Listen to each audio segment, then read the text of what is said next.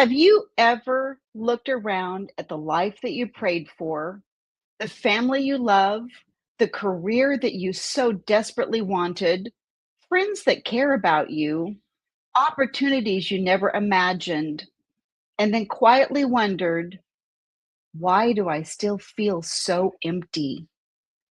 And that's one of the hardest parts of burnout because burnout doesn't happen when things are bad in your life. Oftentimes, burnout happens because we've spent so long saying yes to everything and everyone else that we quit saying yes to ourselves. And more importantly, you stopped asking God what it is that He wanted for you and what He wanted you to carry. And so today, we're going to talk some more about burnout, and we're going to talk about the burnout staircase. And burnout doesn't happen all at once. It's not a bad week. It's not some crisis that happens. Burnout is a slow, continual drip. And I'm sure you've heard the story about the frog in the pot of water. It starts off in cool water and they turn the burner on and it starts getting warmer. And then they turn the burner up some more and it gets hotter and hotter. And the frog doesn't realize until it's too late that it's in boiling water and it perishes. And that's kind of how burnout can be in our lives. And so the beautiful news of all of this is just as you can go up this staircase that we're going to talk about that gets you into burnout, you have a choice. You can always turn around and come back down that same staircase. I'm Coach Lysa, and this is Unshakeable Uplift. And for this season, season 2, we're talking about burnout and so many different aspects of it. How do you get here? How did I end up in this pot of boiling water? How do I get out? And for me, my purpose in addressing this is to try and help people just like you, particularly high performing women, recognize the signs and symptoms of burnout before you get to the point that I was at. And I will tell you very candidly, I wasn't even in denial. I had no clue that I was even in burnout. I was going through the motions. I was doing all the things. I was working a full-time job. I was working, another 15 to 20 hours a week on the side on my coaching and my inner healing work, writing my book and doing all those things. I was running and running and running. And honestly, I thought I was doing pretty good. And then a crisis of sorts happened, and that I got laid off from my job. And it was literally a year ago this week. And in characteristic fashion, I kind of thought, oh, give me a couple of weeks, I'll rest up a little bit and I'll bounce back and I'll be good to go. And you know what? That didn't happen, not at all. And so by September, when I was still beyond exhausted, I started doing some research. And there's just that little inkling in the back of my head that said, I wonder if this is burnout. And the more I started reading about it, the more I started recognizing myself in the descriptions. And it got to the point where I could no longer deny I was not only in burnout, I was in severe burnout. And so fast forward to today, it's taken me an entire year to get back. And so again, the good news in all of this is that it is recoverable. And we're going to talk about today that burnout is not failure. It is not a moral failure. It is not a performance failure, but it is information. And information is power. Information is knowledge. And when you have that on your side, then you get to make real choices about what you want to do moving forward. And so that recognition and coming to grips with burnout is an ending, but that ending is a beginning. And one of the things I really talk a lot about is building a life, designing a life that you want to live. And so for 40 some years in a corporate job, I was living somebody else's role, and for me, I kind of joke about I am not a driver type A personality, but I played one in real life for 25 years. I was an IT project manager, and our job was to drive. And so not only was I giving and giving and giving and giving and giving some more, but I was outside of my zone of genius. I was in my zone of excellence. I was really good at my job. I was really good at what I did, but there was a price to pay. And it's not even that concept of burning the candle on both ends. When you are out of alignment with how you are God given design to perform and function and live, it requires extra energy. And when you're giving that higher level of energy consistently over time for years, or for me, decades, you reach a point where you've not only depleted your resources. We talked last week about, your phone battery gets down to zero, it gets down to -1, -2, -10, and your phone literally will quit working. We aren't smart enough sometimes to go, I'm at zero, I should stop now. And so we go into this deficit. And it's when you're completely into that deficit that you really hit that wall. And that's when your body will shut down, your emotions will shut down. You think, again, I'm not enough, I'm not doing enough, I can't think clearly, the fatigue, the brain fog, all of those things. And then for me, I found out a few years ago that I also had a black mold toxicity in my body. And I have no idea where or when I picked that up. It could be as far back as college when I lived in an old house. But that black mold toxicity, so any type of chronic illness layered onto this high performance, perfectionistic drivenness really keeps you in that place of never feeling enough. Everything that I was doing was not enough. I was not enough. I was not doing enough. What I was doing was not good enough. And that's never how God intended for us to live. Okay. So, what we're going to do is we're going to kind of break this down a little bit today. And we're going to talk about these 5 stair steps because it's a progression, it's a continuum. And so the first stair step that we're going to jump onto is the honeymoon phase. This is where you're in that high energy, high commitment, high performing stage. I've got this. Watch me. I'm doing great. You can say yes to many things because you're capable, you're feeling alive. You found your stride. You're kind of in that, again, in that zone of genius. And so for me, that felt like I was getting paid to solve a puzzle. I loved what I was doing and I was good at it and I was getting paid and it was fun. I couldn't wait for the next exciting challenge. And this is why this stage is so dangerous. There are no warning signs here. It feels like proof that everything you're doing is right. And so we're also going to talk just a little bit about disc profiles. And so if you're a D, that driver or directive kind of person, this phase looks like momentum addiction. It's like, this is great. I want to do more. I want to do more. Let's keep going. You're chasing the next win before you even stop to celebrate the last one. And for me, that was when I published my book, Becoming Unshakable. I was an Amazon bestseller. I did all the things, checked all the boxes, but there was not even a moment where I paused and went, okay, this is exciting. This is an accomplishment. It was check the box. Okay, that's done. What's next? Because it wasn't enough. Now, fortunately, I had coaches that really challenged me and made me stop and truly celebrate the win and the accomplishment that was. But in my head, in my internal processing, it was what's next. This is great, but it wasn't enough. And something that I've come to realize literally this week is it felt too easy.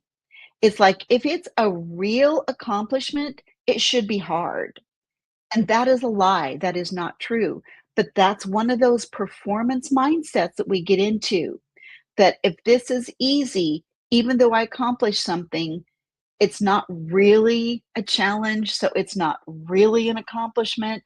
So, if you resonate with that at all, I really encourage you to check yourself because it's a trap and it's what leads you into the next phase. So, step two, staircase step two, is the beginning or the onset of stress. And this is where things get a little more quiet, not dramatic, and quiet is what makes it so easy to miss. Stage two doesn't announce itself, it shows up as trade offs. You skip your workout, you skip lunch, you sacrifice nutrition for the convenience of fast food. You eat at your desk just this one time, and that becomes a pattern and a habit. You quit walking on your lunch hour, or you quit going to the gym before or after work. I'll rest after this project is done. I'll rest after this season. I'll rest in the fall. And so that bargaining begins, right? And it's like you're bargaining with yourself. But what you're bargaining with is your health, mental, emotional, spiritual, and physical. And this is also where the never enoughness starts to get a voice. Not loud yet, just a whisper. One more task and I'll feel caught up.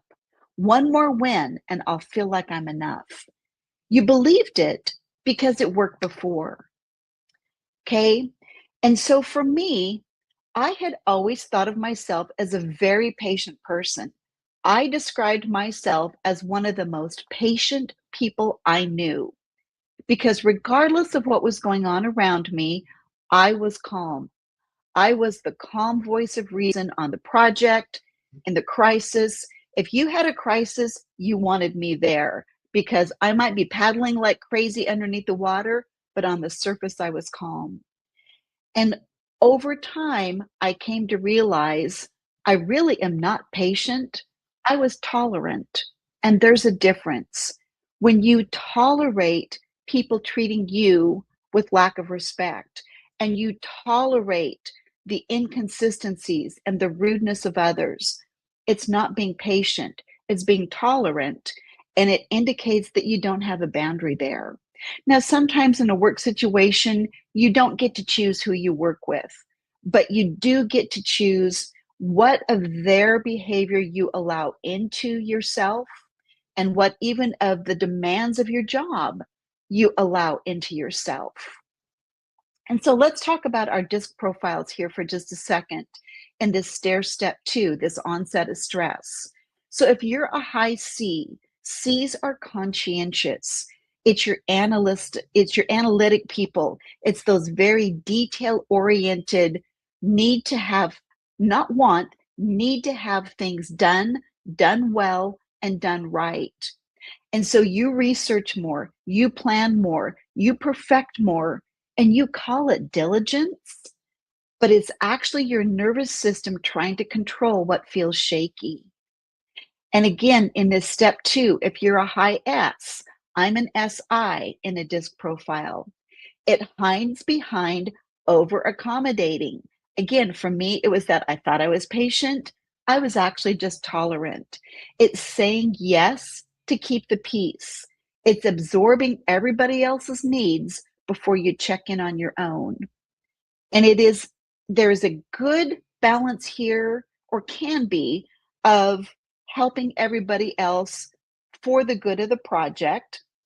And that is true. There are times that has to be done. But again, go back to our frog in the pot of water. It can't be at the cost of you. And most typically it is. And so again, stage two, stair step two, it's recoverable, almost invisibly so. A single honest conversation, setting a boundary, saying no to the right thing at the right time. And you can step back down that step and go back to stair step one. but most of us don't. Nothing's really gone wrong yet. There are no yellow warning lights going off. We're still in that mode of get it done. I'm capable. I can do this. It's just one more thing. And tired feels like something to push through at this point, not something to listen to. Take that as a warning. That one truly is. So if you continue to push through and burn through step 2, then we come up to step 3. Step 3 is chronic stress. And if step 2 was a whisper, this is where your body starts raising its voice. This is where strain starts becoming apparent. You're not sleeping as much. You're not sleeping as well.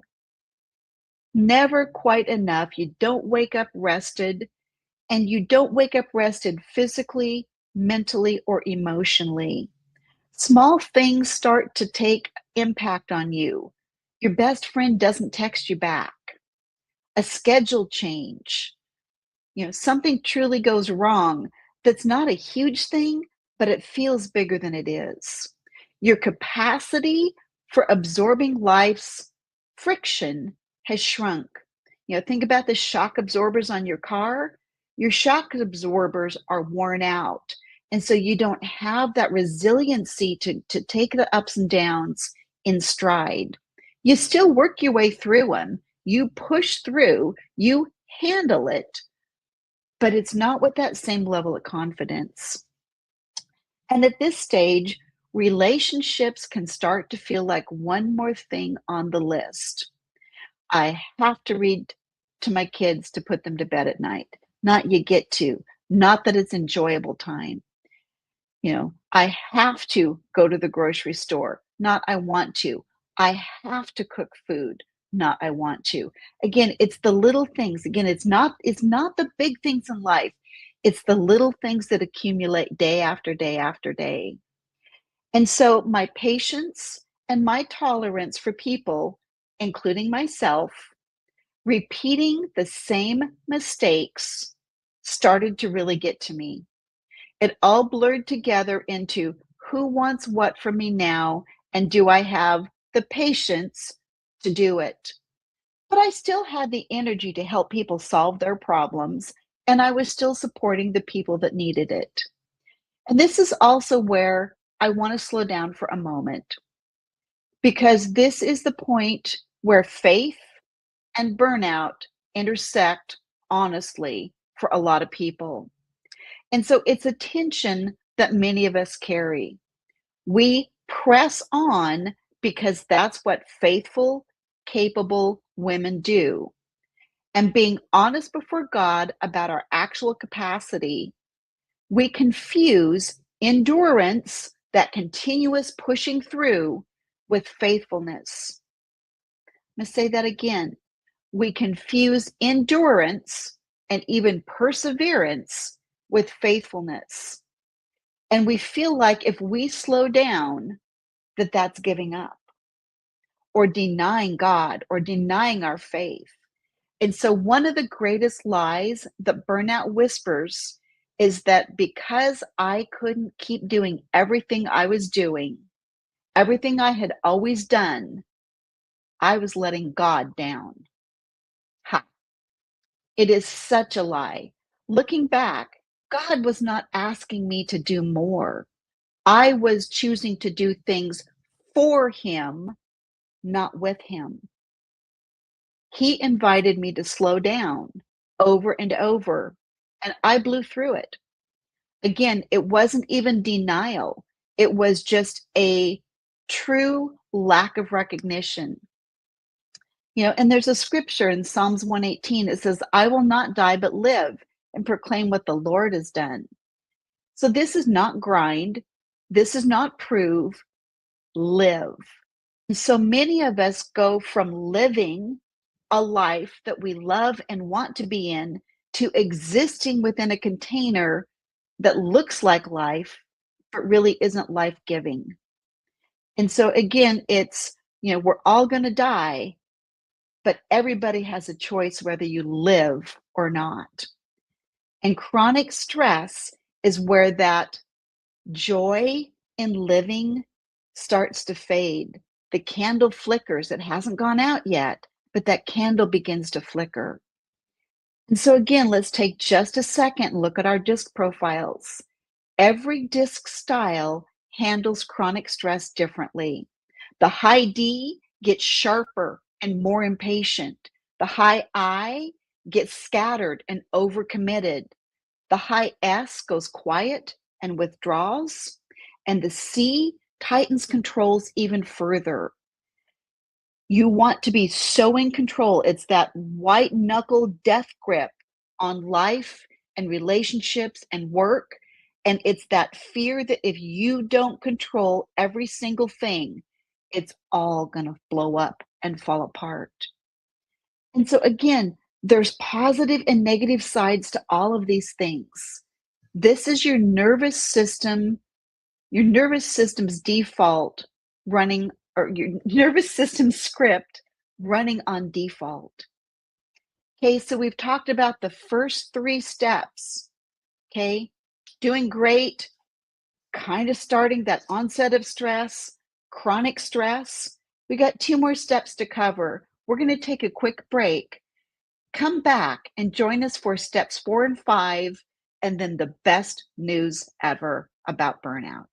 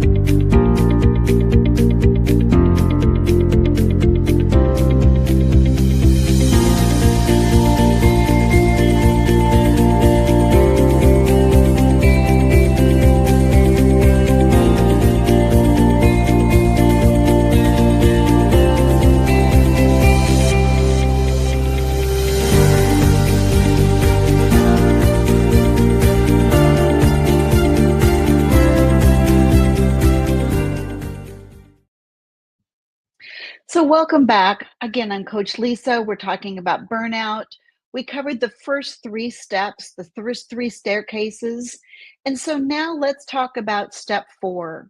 Step 4 is truly where burnout begins.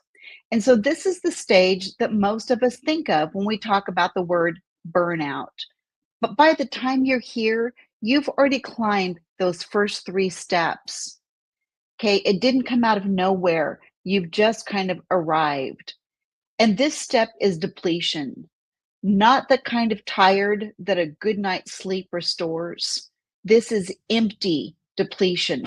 This is that worn out, I have nothing left to give. This is where the things that matter start to feel distant, like you're watching your own life from the outside of it. Some days it's numbness. Some days it's brain fog.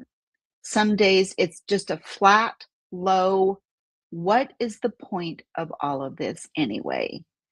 And that runs through everything you do. It runs through your family relationships. It runs through your hobbies or the things that you used to love doing. There's just a flatness. You think about drinking a flat can of soda. There's no sparkle. There's no effervescence to it. It's just life on repeat. And this is also the stage where that never enoughness really starts running the show. It's no longer a whisper. It's no longer a quiet voice. It is the voice dictating everything. The more exhausted you are, that voice in your head is still telling you you're not enough. If you were enough, you would do more. If you were enough, your brain would be clear.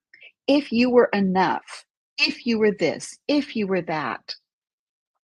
And the truth is, at this point, you shouldn't be doing more, but that's what you're driven to do. You should be doing less. This is your entire system, your operating system from the inside out, telling you that you need to rest. That absence or lack of rest is what got you here. You're not going to push through this. This is not if I push a little longer, push a little harder, I'll get past this hurdle and it's going to go away. No. If you don't stop here and choose a different path, you're going to hit stage 5, which is complete burnout. Okay. And so for me in this stage 4, it was from a work standpoint, we've already solved this issue. I'm tired of repeating the same analysis over and over again. They need to get their stuff together. This isn't rocket science. It's been identified and solved. Figure it out on your own. I didn't have the energy, the commitment, or the ability to care enough to drive things to help them figure it out. It wasn't that I wouldn't, I couldn't. It wasn't even a choice at this point. There was no choice. My choice had been taken away because I didn't listen to all those other warning signs, and I didn't take the time to stop and regroup and rest. And so I want to be careful at this stage 4 because it's really easy to kind of talk about this in almost clinical language. It's words like detachment, depersonalization. It's the medical terms and words that keep this at arm's length. But this is a very real, very personal, hands-on stage for you. And if you're in this stage right now, it doesn't feel like a diagnosis. It feels like grief. It's grief for the version of you that used to be able to enjoy life. That version of you that used to have something left to give. And then think about, this oftentimes happens after years in a job. When you're fresh out of college and you've got that verve and that energy, you don't often hit burnout. And so not only are you used to being high performing, you've done it for 5, 10, 15 years, you're also getting chronologically older.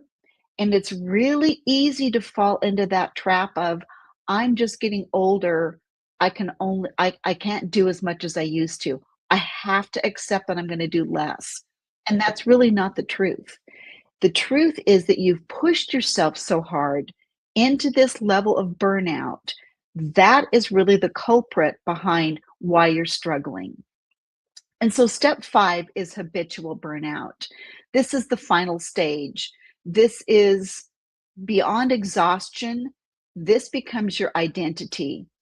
I'm just a tired person. I always run on empty. This is just who I am now. And I joke about at this point being a member of the Church of Our Lady of Perpetual Exhaustion. You are perpetually, chronically fatigued, not just tired. And so stages 1 through 4 happen to you. Stage 5 is just where you live. It steals your identity. But here's the turn, and you really need to hear this. Naming a thing you've mistaken for your identity is the first exit ramp off of this merry-go-round. You can't climb down this set of stairs that you don't know you're standing on. Okay? And so now I'm going to shift gears here for a minute. So let's go back to, I will not die, but live and proclaim what the Lord has done. Not one of the 5 stages that we walk through is any kind of a moral failure. Okay?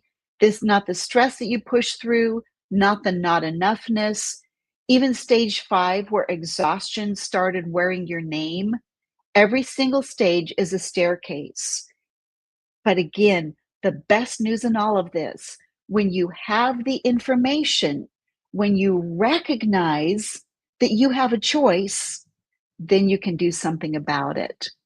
And sometimes we skip a step and we accelerate up the staircase.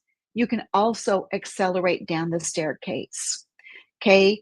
And so we don't grind our way into worthiness. We don't grind our way into enough. You have to recognize it from the inside out. It is self-respect, not self-confidence. Self-confidence will come with self-respect. It's honoring yourself enough to begin saying no to the things that don't fit the life that you want to live. And that's going to bring us to our unshakable key for today. And our unshakable key is burnout isn't who you are. It's feedback on what you've been carrying. So your burnout is not your identity. Burnout is not a character flaw. It's information. It's feedback. It's knowledge. It's power. Every stage that we walk through today was never proof that you were failing. It was proof that you were carrying more than any one person was designed to carry. And the staircase isn't a life sentence. It's information. And so now you get to choose to de-escalate and walk back down that staircase. And so today, I want you to be brutally honest with yourself, because nobody else can tell you this. This has to come from the inside out. What stair step are you on? 1, 2, 3, 4, or 5?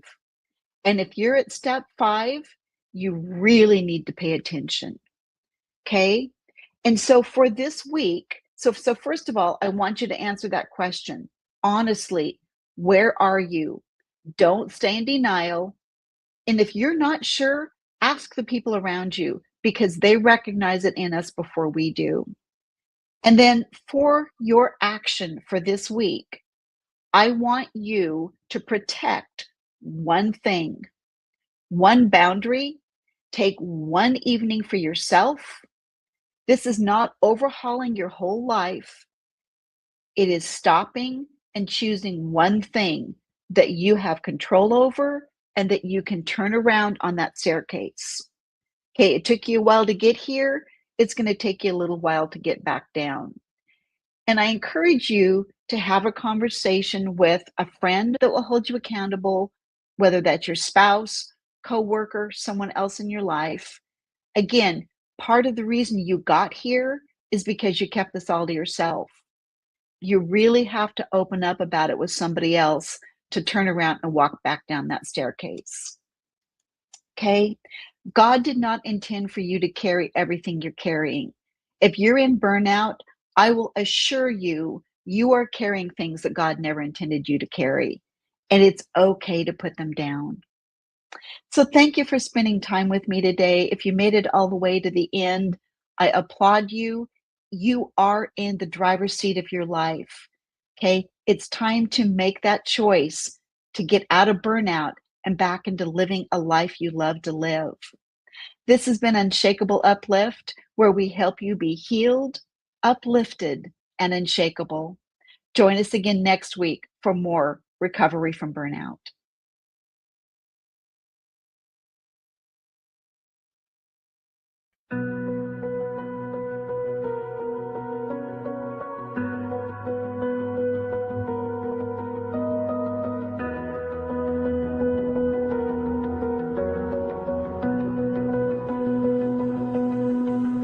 In a world that keeps on shaking, I'm standing on your truth.